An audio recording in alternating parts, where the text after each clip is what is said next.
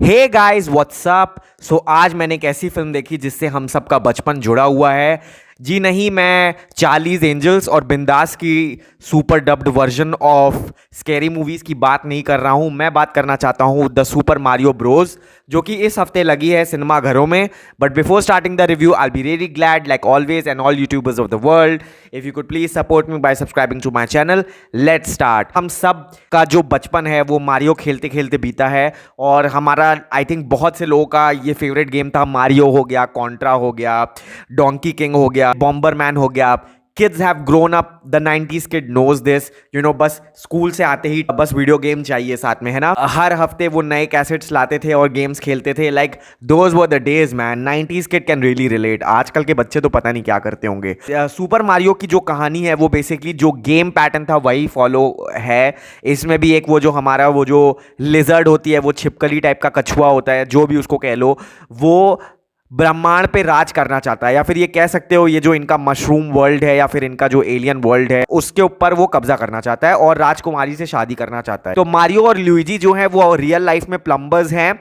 ये ब्रुकलिन में रहते हैं।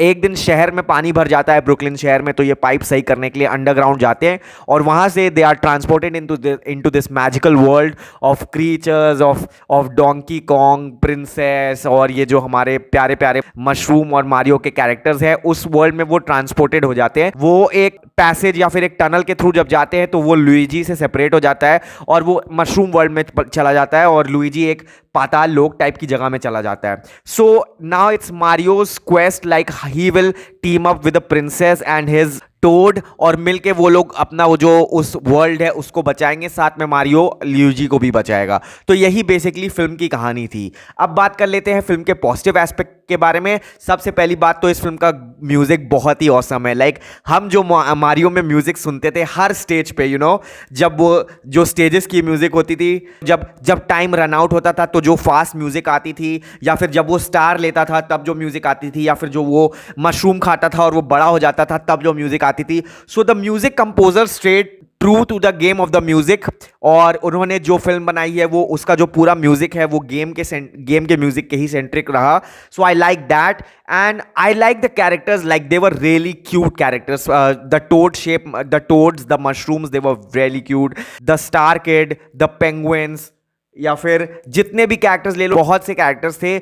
और आज मुझे पता चला कि लाइक मारियो में मोर देन 50 या फिर 100 काफी कैरेक्टर्स हैं मारियो में। उन सब कैरेक्टर्स को स्पेस दी गई है इस फिल्म में। हालांकि जब मैं ये फिल्म देख रहा था तो मुझे बहुत से characters real life pop culture चीजों से इंस्पायर्ड और मुझे लग रहा था उनका ये रेफरेंस दे रहे हैं। बट जब मैंने रिसर्च किया तब मुझे पता चला कि ये सब मारियो कैरेक्टर्स थे, और हो सकता है ये सब जो पॉप कल्चर फिल्म्स है वो थोड़े बहुत मारियो कैरेक्टर से भी इंस्पायर्ड थी। अगर रेफरेंस की बात करी जाए, there is Money Heist reference, Frozen princess, Spy Kids 3 का भी एक रेफरेंस है।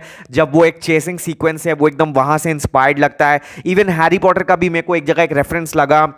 A cross over with the donkey Kong. Donkey Kong भी एक अलग गेम है पर है वो निंटेंडो फैमिली का ही। So that's why the cross over was inevitable, because they wanted to bring in more characters. And the penguins inspired from Pengu, I also like them. Mario भी काफी क्यूट लग रहा था। So it's a beautiful and it's a visually stunning film. The best part about the movie is that they stayed true to the characters. Like जो भी Mario में हम सब देखते थे, जैसे चाहे वो पाइप्स हो, चाहे वो वाटर स्टेज हो, चाहे वो वाला स्टेज हो जिसमें वो उड़ने वाली फिशेज होती हैं वो आती है, the coin collection and all, the mushroom eating for powers, बड़े होने की शक्ति जिससे मारियो बड़ा हो जाता था, या फिर वो जो फूल को कलेक्ट करता है तो वो गोली मार सकता है, जब वो स्टार लेता है तो वो कुछ सेकंड के लिए फास्ट म्यूजिक और वो सुपर पावर्स उसके पास आ जाती है। And the cutting characters, they all stayed true to the characters and made a movie that can be said that it is an honest homage to the Mario games. Especially मैं recommend करूंगा ये film आप अपनी family के बच्चों के साथ देखो। मैं अपने फैमिली को आज लेके गया था,